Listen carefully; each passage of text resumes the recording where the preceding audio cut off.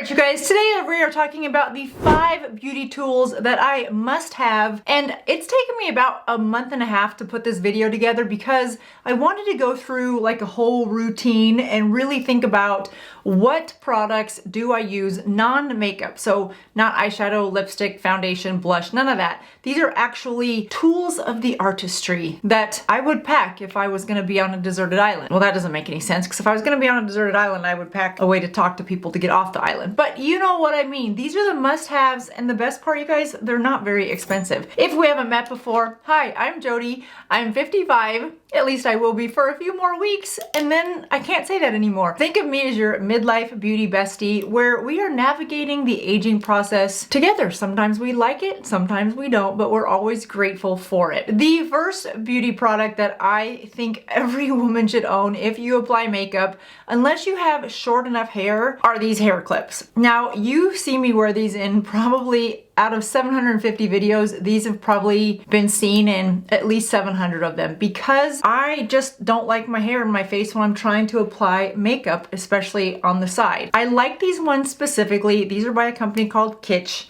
You'll see them linked down below in every single video, and I recommend these every year on my holiday gift guide, these specific ones, because the springs on these are made for longer hair. Here's what I mean by that. Several other brands, when you go to put them in, they work fine. But when you go to pull them out, your hair gets stuck in this little spring in the back, and it's frustrating, right? Because the older we get, our hair's thinning anyway. I don't need to artificially thin the sides of my hair because my tools are not properly designed for long hair. So my hair does not get stuck in these springs. The other thing I like about this one specifically is the size. Normally when you order hair clips for makeup, they aren't this large. These are extra large, and it just holds your hair out of your face without crimping your hair. I will walk around with these in my hair a lot during the day. I don't tend to like to wear hairspray. So if I am cooking or I'm editing and I don't want my hair in my face, instead of pulling it back, I will run around with these on all the time. They don't probably look great, but I don't care. They are so effective, allowing me to get close to the mirror to put on my makeup. So these are an absolute must-have tool. You can order them at Ulta, you can order them on Amazon. I'll leave them down below. Again, they're in every single video.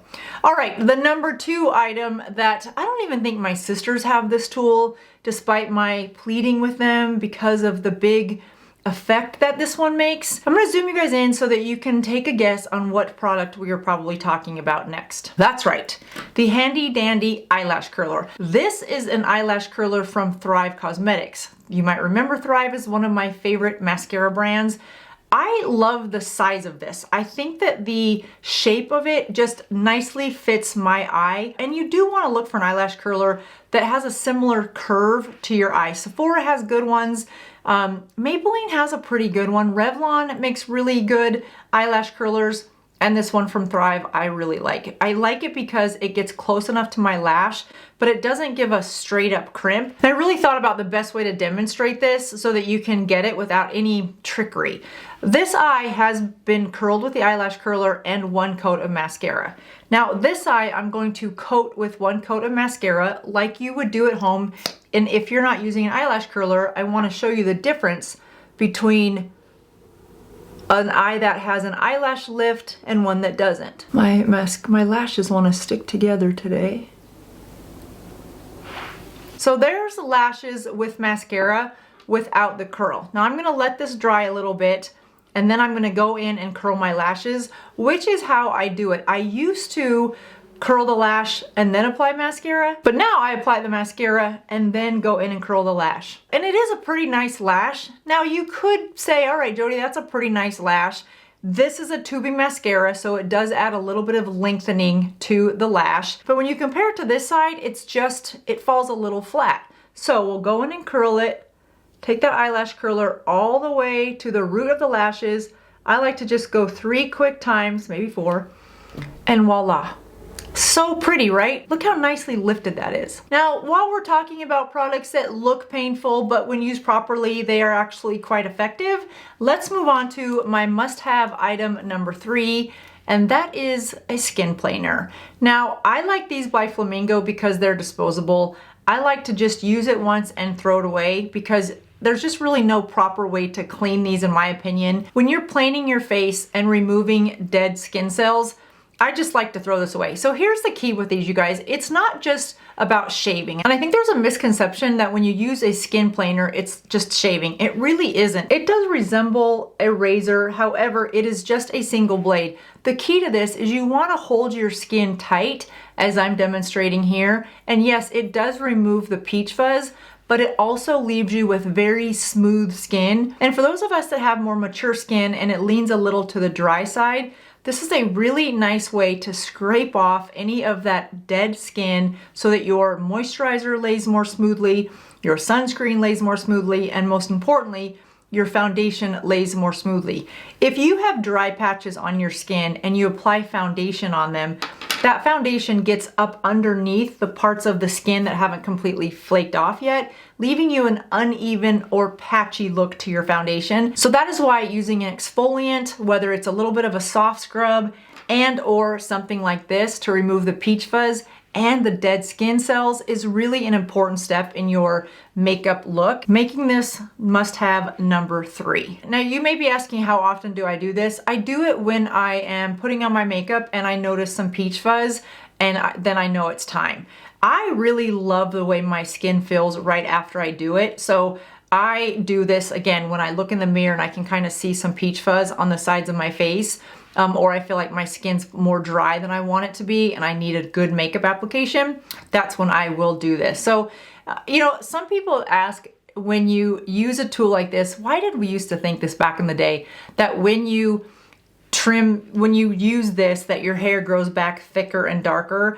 That is a wives' tale. That is not true. But one thing to think about is that when your hair naturally grows, it comes out of your skin in almost a point because it's pushed its way through.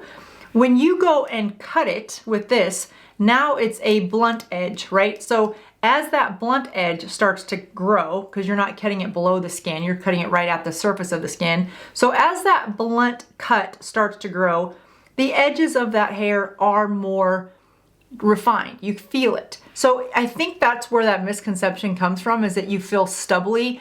It's not that you've created more hair or thicker hair. It's just that hair follicle, now instead of having a smooth rounded edge to it, it has a point where you have cut it off. I hope I'm making sense. I could have asked AI to create a little animation video for that whole process, but what fun would that be? I think trying to explain it was far more entertaining. All right, the next product that I absolutely would not be without, and this is one of those products that did not exist a year ago. This has changed my concealer game. This is the BK Beauty Nikki LaRose N19 brush. You guys have seen me use this. You've seen me talk about it. I think Nikki did a phenomenal job with this brush. If there was an awards show for brushes, like there is the Grammys and the Oscars, best overall brush right here. So many things to like about this. It is dense, so very thick, which means you're able to work the product into the back of your hand and then work it where you want it. That's number 1. Number 2 is, even though it's at a triangle, you'll see here, these edges are beveled. So it is a soft curve. So as you're going here, you're getting not only in that corner, but on the sides of your face with a smooth blend of the product because of the way these edges are bent, contoured. And then third, of course, is this shape. The ability for this to go right in here, press it through to get your concealer in place is phenomenal. The other way I use this a lot is I flip it and go right in here with my contour, or excuse me, my concealer. Because I like to put concealer on my eyelids to neutralize everything out. And this fits right on your lid and goes right into the crease. If you're somebody that likes just one shade of eyeshadow, this would be a great eyeshadow brush because you can get it right in that corner and go across and really emphasize that eye crease. It's just a great brush. Because of that unique shape, you can also use it to contour right underneath your cheekbone. These, when they first came out in October of 2025, they were only available in the whole Volume 2 kit. The beginning of January, I believe, these are now available in singles.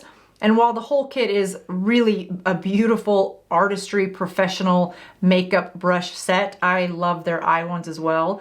If you don't need a whole set, then you definitely could pick up this just as a single, and I highly recommend that you do. I'll leave a link to this down below, and to save money, I have a discount code to BK Beauty brushes, so it's down below in the description box. Okay, now my fifth item. Now remember, this video came about after me really looking at what I use on a regular basis for 6 weeks, because I wanted to weed out the makeup and really think about what tools do I reach for. And this one I kept reaching for, and it wasn't until like week 4, I'm like, oh my gosh, I use that more often than I thought I did, so it has to make this video.